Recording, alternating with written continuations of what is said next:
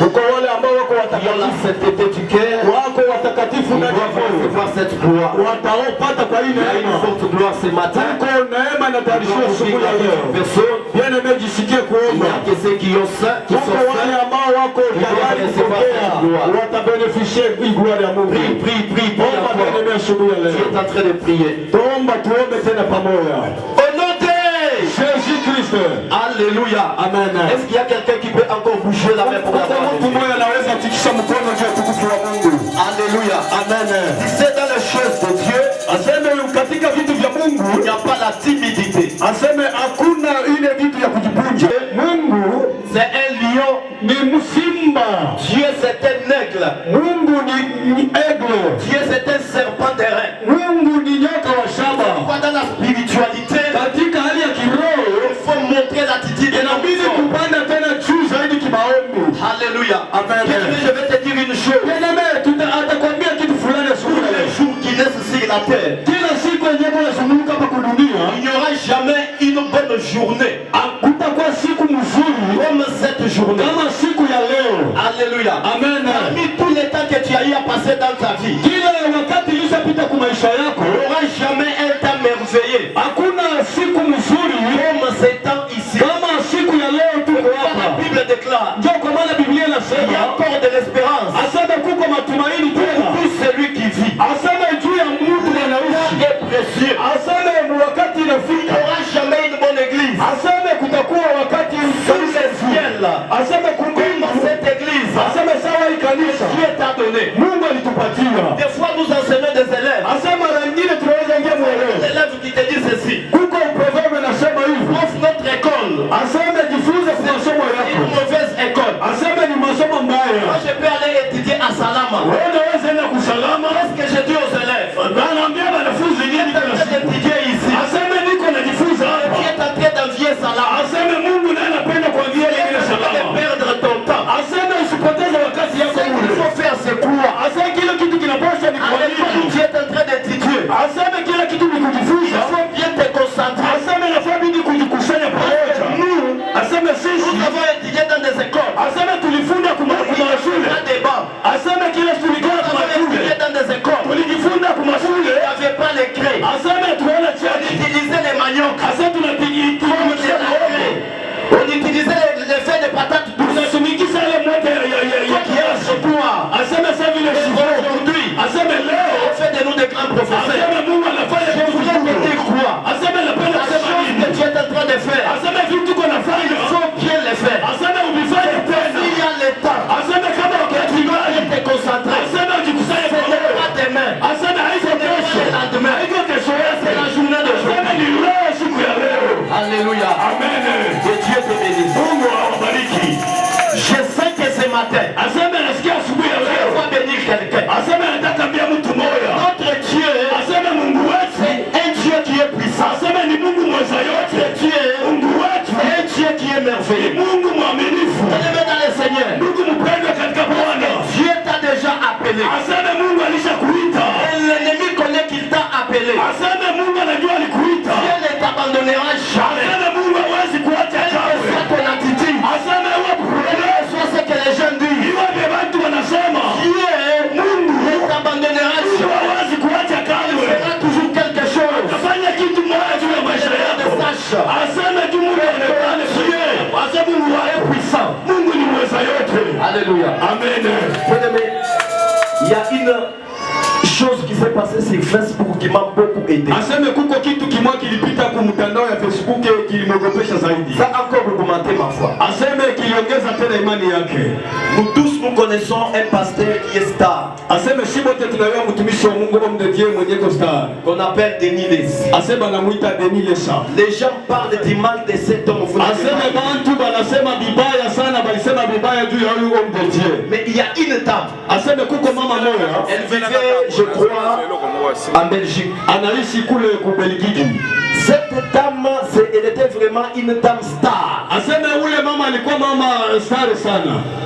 Elle insultait les musiciens. Et elle est partie insulter Denis Les. Un jour, je suis sur Facebook. Il était en train train de parler. Cette dame a hésité un musicien. Parce que ce musicien-là, c'est un païen. Moi, je suis un évêque. Il y a l'huile sur ma tête. La France. Alléluia. Sois connecté là où tu es. Merci beaucoup, les docteurs, d'être venus. Tenez-les dit ceci. Toute la France et le monde entier doit connaître que je suis un évêque. Cette dame comptait la date d'aujourd'hui. Elle mourra. Comme des blagues. La dame là, elle est morte. Que Dieu nous bénisse. C'est une histoire qui s'écrit maintenant dans le monde entier. Cette dame est morte. Je me suis dit, même si Denis Leslie n'est pas un homme de Dieu, mais la vie d'une personne n'est pas dans la main d'une personne. La vie d'une personne est dans la main de Dieu. Nous avons un Dieu. Lorsque nous parlons, la terre nous écoute. Lorsque nous parlons, le ciel nous écoute. Il a toujours été derrière nos paroles pour les accomplir. C'est pourquoi la Bible nous dit ceci. Ne soyez pas hâte de maudire. Parce que si nous maudissons, réellement, la malédiction aura de la face. Je voulais te dire quoi? Lorsque Dieu a appelé les Israélites, ils sont arrivés dans le désert. Dieu voulait les détruire. Moïse lui a dit ceci. Si tu dois les détruire, le peuple dira, leur Dieu, ce n'est pas un Dieu qui est fort. C'est pourquoi ils se sont appelés pour les tuer dans le désert. Je veux dire à quelqu'un, parce qu'on t'appelle les chrétiens, parce qu'on t'appelle les chrétiens, rien ne doit te nuire. Mais Dieu sera toujours avec toi. Quelle question les paroles des hommes? Quelle question c'est que tu vois? Je vais te dire ce matin, aucun esprit ne doit t'engloutir. Alléluia. Parole de Dieu. Chapitre 20. Le verset 23. Et après, nous allons lire 1 Samuel. Chapitre 2. Le verset 2.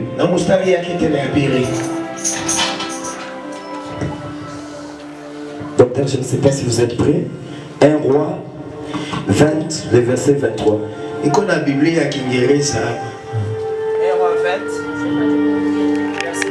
Verset 23. Yes. 1 Roi 20, 23. La Bible nous dit.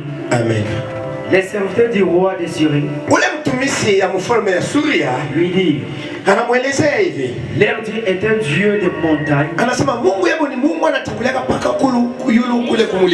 C'est pourquoi ils ont été plus forts que nous. Mais combattez-les dans la plaine. Et l'on verra si nous ne serons pas plus forts qu'eux.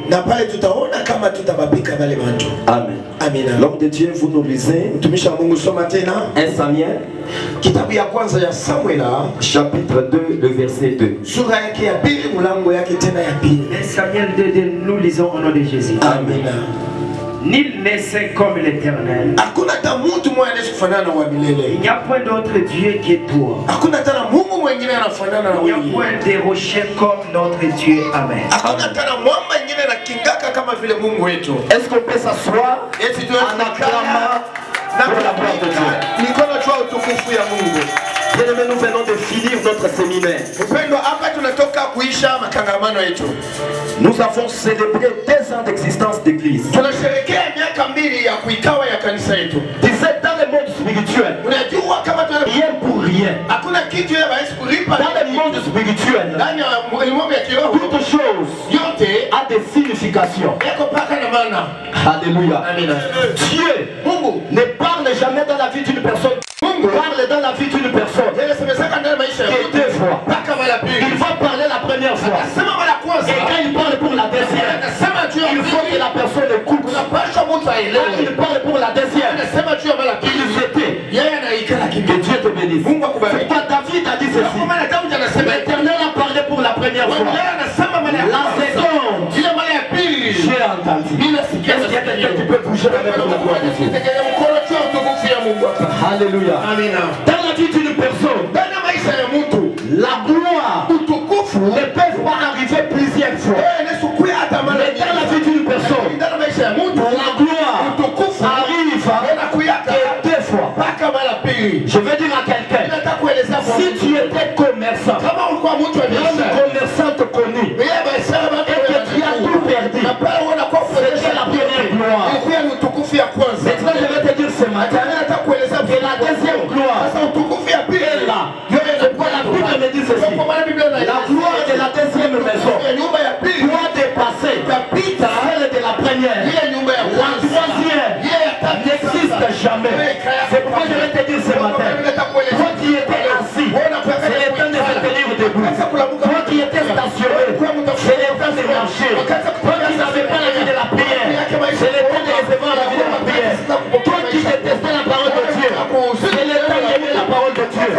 Toi qui avais le cœur rempli de la haine, c'est le temps d'aimer ton frère, c'est le temps d'aimer ta sœur, c'est le temps d'aimer ton église. Alléluia. Que Dieu nous bénisse. Nous sommes dans notre thème de l'humilité.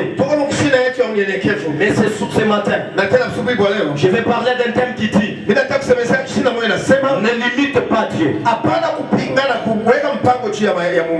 Alléluia. Ne limite pas Dieu. Même si un jour tu tombes malade, on t'a porté à l'hôpital, tu es sur le lit de l'hôpital, après tu ne sais pas de respirer dans des sens. Je vais te dire ce matin, ne limite pas Dieu. Même si tu n'as pas l'argent, ton esprit te pousse d'entreprendre dans de grandes choses. Je vais te dire ce matin, entreprends, ne limite pas Dieu. Même si tu es en train de marcher en cours de route, les gens commencent à t'appeler. Tu es boss des boss, patron des patrons. Tu n'as pas l'entreprise, tu n'as pas l'argent sur toi. Accepte ces identités, ne limite pas Dieu. Même si tu es gravement malade, ton esprit te dit déjà que toi tu vas vivre longtemps.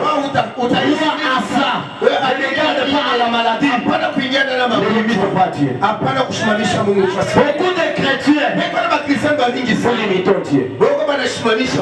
Alléluia. Avec les gens qui nous ont précédés, ce n'était pas comme ça. Alléluia. Les gens qui nous ont précédés, Dieu était pour tout et dans tout. Que Dieu nous bénisse.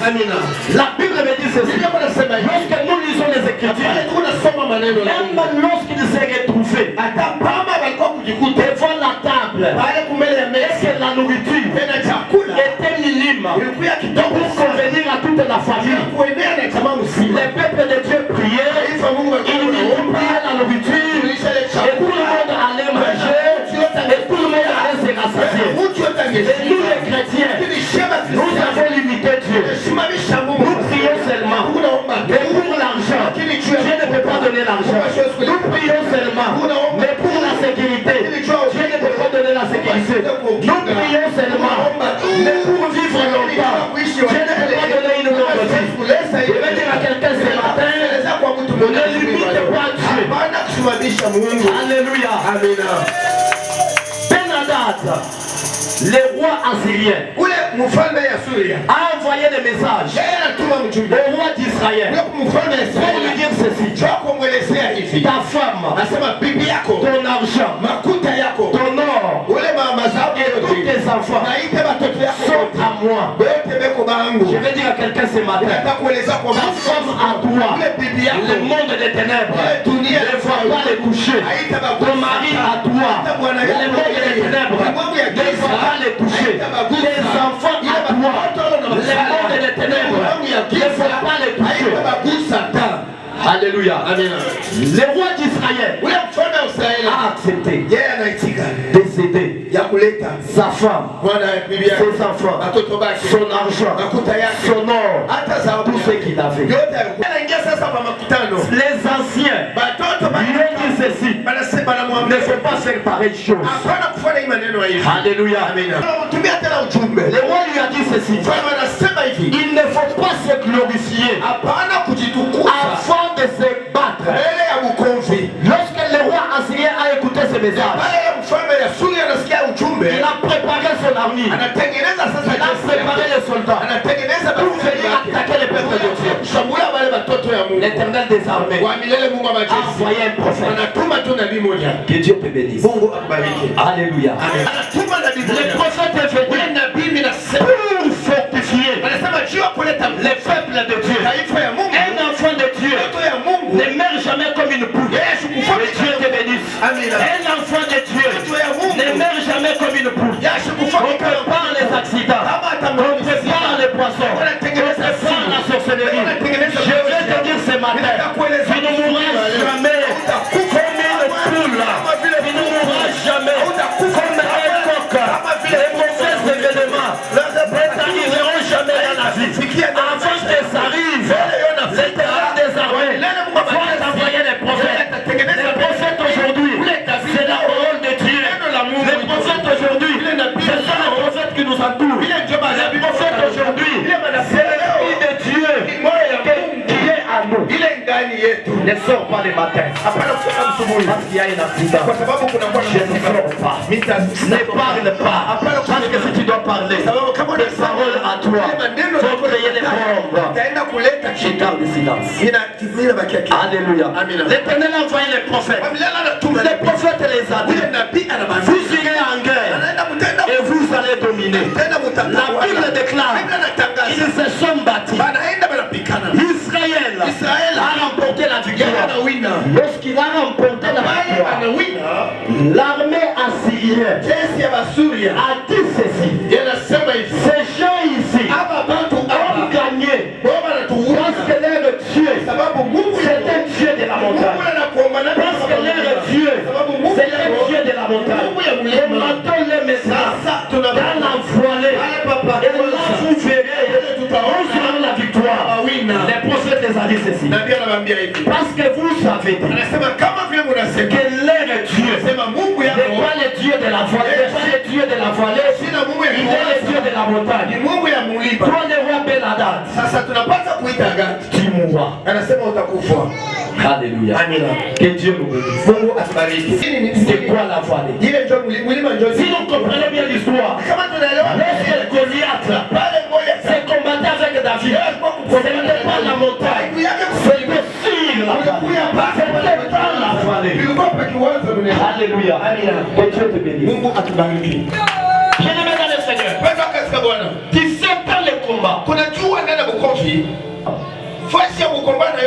Lorsque l'aigle voulait combattre les serpents, l'aigle ne tue pas les serpents dans les sols. Mais l'aigle monte avec les serpents dans les airs. Parce que dans les sols, c'est le terrain du serpent. Ça c'est une parenthèse. Alléluia. Ce que l'armée assyrienne a parlé, c'était une façon de limiter Dieu. Ce que les Assyriens ont parlé, c'était de l'orgueil. On a compris une chose. On a dit ceci: ne parlez pas avec tant d'arrogance. Ne peut jamais être caché. Alléluia. La montagne symbolise les choses qui sont physiques. Est-ce qu'il y a quelqu'un qui va bouger la main pour la gloire de Dieu? Est-ce qu'il y a quelqu'un qui va bouger la main pour la gloire de Dieu? Gloire soit rendue à Dieu. Dans tous les témoignages, étaient basés sur les messages d'aujourd'hui. Qui a dit: Dieu combat pour nous, les combats qu'on ne voit pas. La vallée symbolise les lieux cachés. L'ennemi nous combat beaucoup plus, pas dans le physique, mais d'abord dans l'obscurité. Alléluia. Je vais te dire ce matin, tous les plans que l'ennemi a préparés dans la voilée, ça sera nul et sans effet.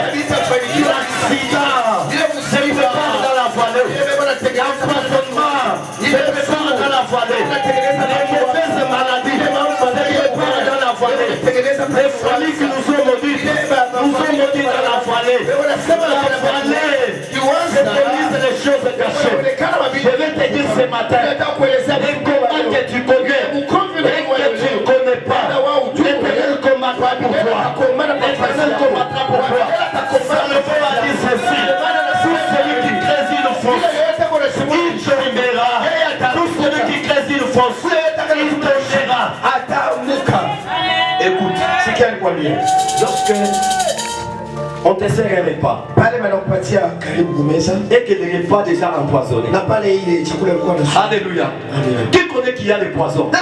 C'est celui qui a venu. Qui connaît qu'il y a des poisons? Parce qu'il ne connaît jamais. Alléluia. C'est pourquoi je vais te dire ce matin.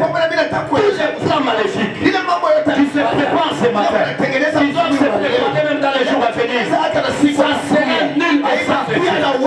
David a dit ceci.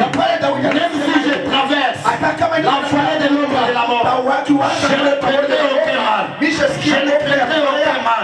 Quand vous mettez mes racines, je vais te dire ce matin, Joseph, il marchait, et ses frères faisaient pourrir les plans.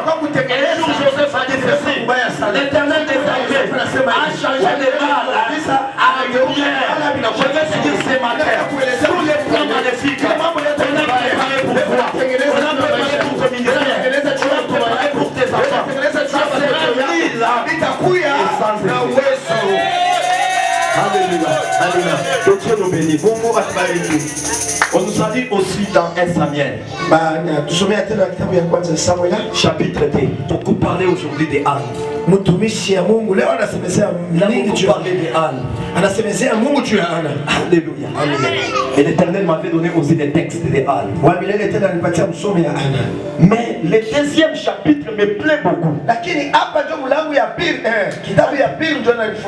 Ne parlez pas avec tant d'arrogance devant Dieu. Parce que Dieu connaît tout.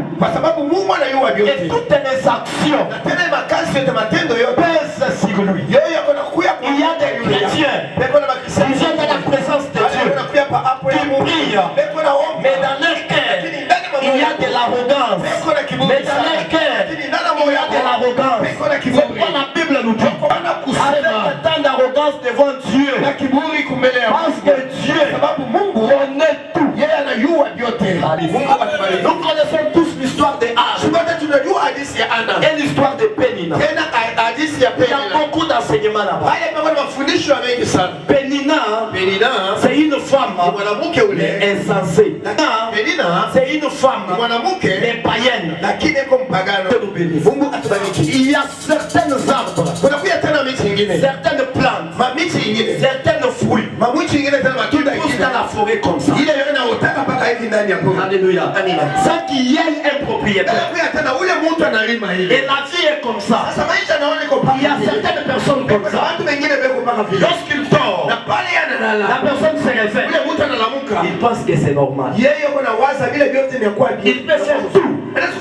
Lui pense que sa vie est normale. Que Dieu nous bénisse. Mais nous sommes des ânes. Écoute comment Anne comprend les choses. Lorsque je me réveille le matin, je prends une brosse pour brosser les dents. Cette force, c'est Dieu qui donne. Que Dieu nous bénisse. La femme de Jacob a tenu son mari dans les airs pour lui dire, donne-moi l'enfant. Suis-je un Dieu? Je vais dire à quelqu'un ce matin, même les enfants, c'est Dieu qui les donne. Les enfants que tu as, c'est Dieu qui les a donnés. Les mariages que tu as, c'est Dieu qui te les a donnés.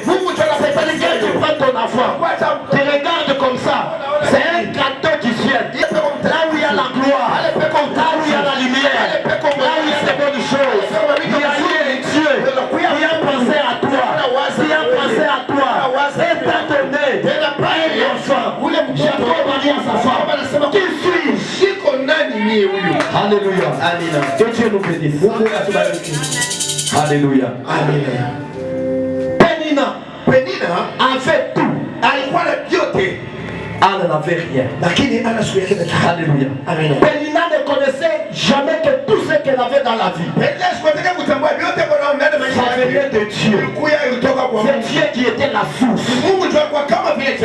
Et Anne avait compris ça. Que la source de toute bénédiction, c'est Dieu.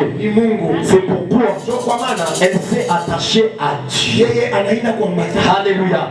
Toi, l'argent que tu auras ce matin, ça sera l'argent que Dieu lui-même va te donner. La santé que tu auras ce matin, c'est Dieu lui-même qui va te les donner.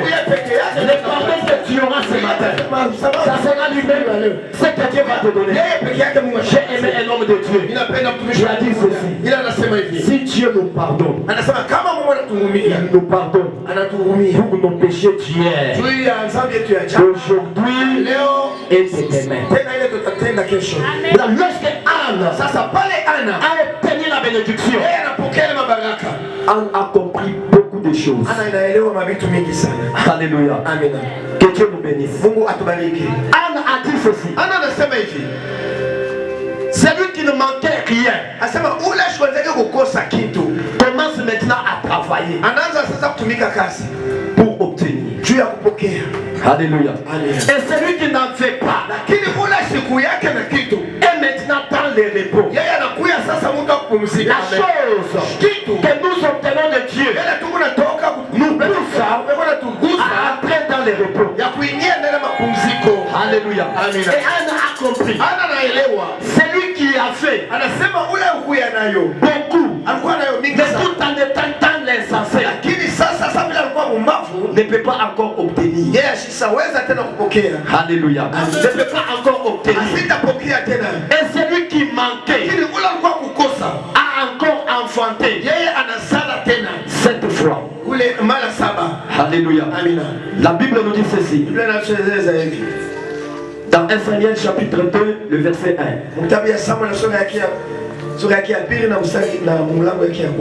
Grâce au Seigneur, mon cœur est rempli de joie. Dans la vie de Anne, il y avait trois choses qu'elle souffrait. La première des choses, son cœur était rempli d'amertume. La deuxième des choses, sa tête était tourbée. Alléluia. C'est-à-dire, Anne, sa vie était couverte de la honte. Elle ne pouvait pas marcher la tête élevée. Signe de la honte. En Israël, être stérile, c'était considéré comme quelque chose de malédiction. Les hommes pensaient que cette dame ici a fait de mauvaises choses. Mais c'était dans les plans de Dieu. Le troisième point, il ne pouvait pas rire de ses ennemis. Nous, les chrétiens, lorsque nous mentons, les ennemis se moquent de nous. C'est normal. Ils se moquent de nous. Toi, depuis que tu as commencé à prier, toi, depuis que tu as commencé à prier, et nous les chrétiens aussi, il faut aussi qu'on puisse rire de nos ennemis. Comment est-ce que nous allons rire de nos ennemis? Lorsqu'il y a des résultats obtenus dans la prière. Alléluia. Toi qui n'avais pas, lorsque tu obtiens, c'est une autre façon. Alléluia. De se moquer de ses ennemis. C'est pourquoi Anne a dit ceci. Grâce au Seigneur, mon cœur est rempli de joie. Je veux proclamer dans la vie d'une personne ce matin. Si ton cœur était rempli de la gratitude, si ton cœur était rempli de soucis, je vais te dire ce matin que l'Éternel est rempli de la joie au nom de Jésus. Alléluia. L'argent ne peut pas faire notre joie. Tout ce que nous faisons ne peut pas faire notre joie. Les saints qui peuvent faire notre joie, c'est avoir le Seigneur. Ce qui peut faire notre joie, c'est avoir la parole de Dieu. Ce matin, j'ai causé avec le pasteur Guilain. Je lui ai dit j'étais malade. Il a dit tu penses beaucoup. Je lui ai dit moi je ne pense pas. Il a dit toi tu ne penses pas et non le monde doit penser. Je lui ai dit j'ai compris une chose dans la vie. Alléluia. Dans la vie il faut toujours laisser comme ça. De la joie. J'avais des collègues qui travaillaient avec eux à une école comme ça. Cette école là on souffrait trop. Ils sont restés. Donc quand même j'ai eu une bonne école. Mais quand on se retrouve avec eux, la vie n'a pas changé. C'est toujours la même chose. Et moi, est-ce que la même? Alléluia. Que Dieu remplisse ton cœur de la joie. Anna a dit ceci. Grâce au Seigneur, je relèverai la tête. Alléluia. Bien-aimé, tu es appelé à marcher la tête levée. Alléluia. Toute forme de honte qui couvre ta vie, que ce soit au terre ou au sang de Jésus. Toute forme de honte que le monde a préparé, que toi-même tu as préparé, toi-même pour ta vie, que ce soit au terre au nom de Jésus. Alléluia. Toute personne peut avoir des problèmes. Tu sais, il y a certaines choses. C'est toi qui penses qu'il y en a. Les gens ne pensent même pas qu'il y en a. Mais parce que toi tu te mets dans la peau des autres. C'est ça qui te fait souffrir. Alléluia. Et Anne a dit, je péris de mes ennemis. Le verset 2. Le Seigneur seul est saint. Le Seigneur seul est saint. Alléluia. Bien aimé, la sainteté de Dieu. La sainteté de Dieu nous guérit. Alléluia. Il faut connaître dans la vie là où tu es que notre Dieu, c'est un Dieu qui est saint. Il y a des chrétiens qui ne connaissent jamais que Dieu est saint. L'origine de Dieu, alléluia, son principe, c'est la sainteté. Lorsque tu entres à l'église pour venir prier, mets ça dans ton cœur. Reconnais que Dieu, c'est un Dieu qui est saint. Lorsque tu reconnais que Dieu est saint, automatiquement toi aussi tu seras saint. Que Dieu nous bénisse richement. Il y a eu un roi.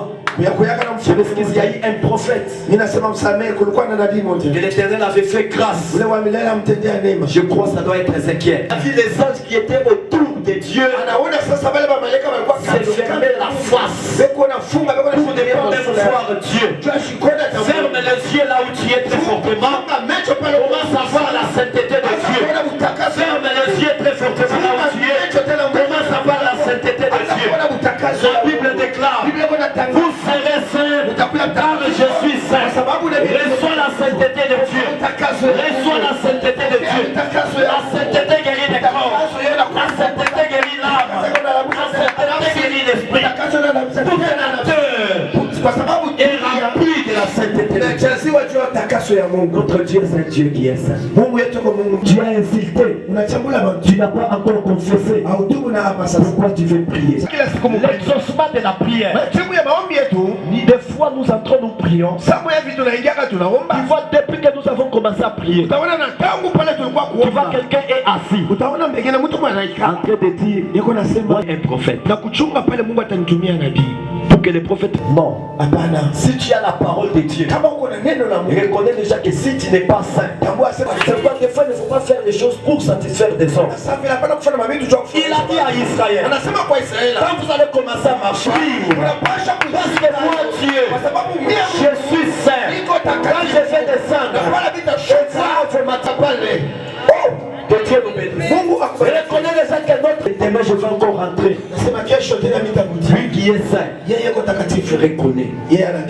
Alors si tu as la sainteté en toi, automatiquement, il descend. Je crois que toute l'église, nous devons être en union. Nous devons être en unité. Parce qu'une personne qui ne s'est pas mieux sanctifiée peut empêcher que Dieu ne descende jamais.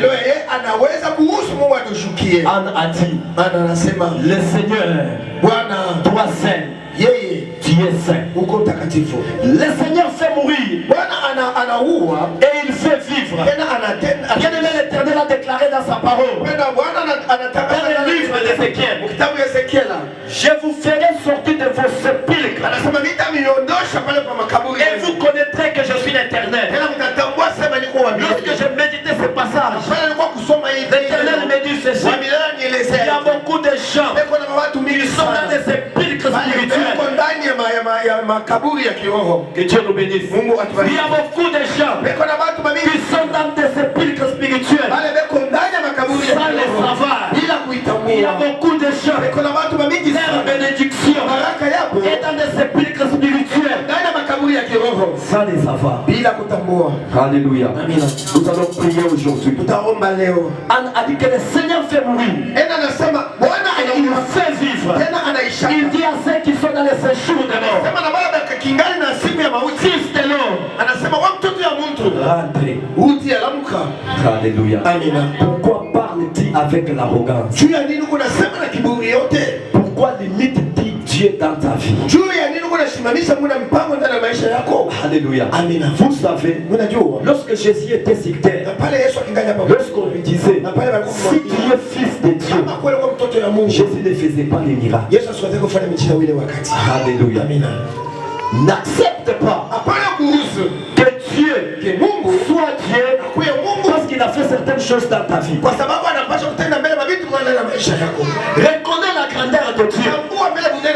Parce que nous les chrétiens aujourd'hui, non parce que je suis chrétien, je dois seulement avoir les poches remplies d'argent. Parce que je suis chrétien, je vais seulement parler, les faits sortir dans la bouche. Et moi déjà je dois reconnaître que là, non, ce n'est pas ça. Dieu a de la puissance. Les hommes peuvent mourir. Alléluia. Dieu a de la puissance. Les hommes peuvent rester enflammés. Ce n'est pas ma faim qui peut limiter Dieu. Ce n'est pas ma maladie qui peut limiter Dieu. Il est Dieu et il restera toujours. Dans tout ce que je fais, je ne dois jamais limiter Dieu dans ma vie. Pourquoi limites-tu Dieu dans ta vie? Nous les prions. Il nous écoute. Il peut nous donner la sécurité. Il peut nous donner la joie. Il peut nous donner la main de mariage. Il peut nous donner des parcelles. Il peut nous donner une longue vie. Ne limite pas Dieu. On va nous lire Jérémie chapitre 2, les versets 27. La Bible nous dit, il disait au bois,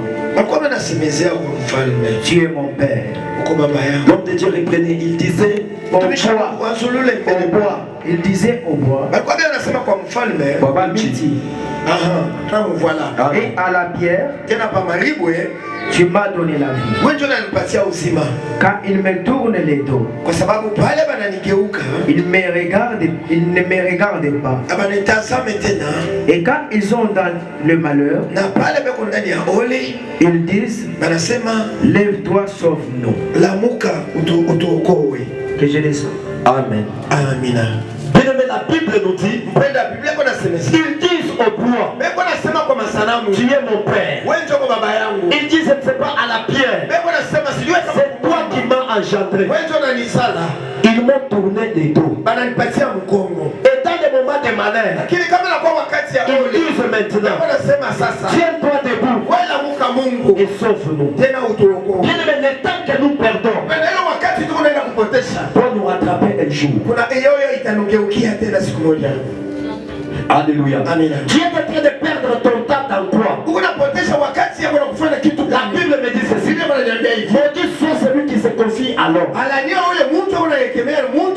Tu es en train de confier ton temps où? wakati yako yote wapi au kwa nani? Sur la terre, Hapa pa hii bulongo il y a des gens. peko na batu wengine. Alléluia. Amina. S'il te pose la main, Kama banakumama mkono, je ne sais pas si c'est quel type de maladie, sijue kama itakuwa magonjwa ya namna gani, ça quitte. yote inatoka kwa maungu yao. Il y a d'autres. Peko tena S'il te wengine, pose la main, kama nakuweka mkono, le ciel reste fermé. utaona mbingu inabakia ni kufungwa. Pourquoi? Juu ya nini vile? Parce qu'il y a beaucoup de gens Sababu peko na watu qui wengi sont des spécialistes. wale banajua kazi yao. Ile wakati yabo C'est en dehors de Dieu. ni ya kwa beko na picha na nje ya Mungu. Tu as combien de Dieu dans ta vie? Uko na miungu ngapi ndani ya maisha yako? Alléluia. Amina. Paul est arrivé quelque part. Bwana anafika fasi moja. Il a trouvé des gens Yeye anakuta avec beaucoup de statues, babe avec beaucoup de choses. walikuwa na masanamu Il sana. les a dit ceci. Anamwambia hivi. Dans tout ce que vous faites ici, Na ile yote Mungu anafanya Dieu hapa. n'est pas dans ces statues ici. Mungu ashinda na ile Et il masanamu. n'est pas non plus loin de vous. Tena yeye asiende mbali yenu. Tu as combien de Dieu dans ta vie? Uko na miungu ngapi kwa ndani ya maisha yako? Que Dieu nous bénisse. Mungu atubariki. Oh, bien-aimés, les chrétiens, pourquoi lorsque nous tombons malades, Jua nini kama tunaingia na magonjwa? Dieu n'a jamais été au courant. Mungu yasisikia yake ni magonjwa yetu. Un jour, je dormais. Siku moja nilikuwa na kusingisha. J'ai vu beaucoup de choses. Ninaona mambo mingi sana. Je crois le pasteur Guilain, je lui ai déjà dit ça. Miséricorde. Mwisho na mwa mpokee. Et que vous soyez secourus dans vos besoins. Tena wakati ya ole yenu nitakuja kumitembelea.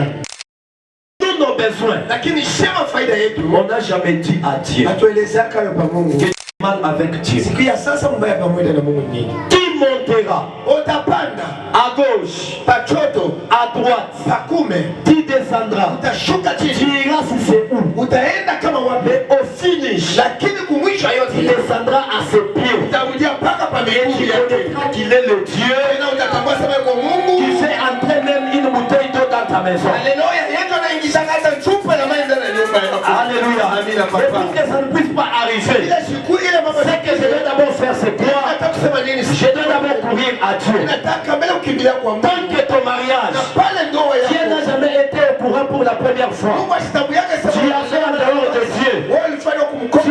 échoueras. Yoyo wewe utatata. Alléluia. Utashindwa. Tant que tu as commencé ton boulot, Na pale wanaanza Dieu n'était pas au courant pour la première fois. Mungu asijue sema Ça va commencer. wewe taanza. Tu échoueras. Ema pale Et tu reviendras à ses pieds. pale utakuwa Tu connaîtras qu'il est le Dieu utatambua sema eko qui Mungu. donne.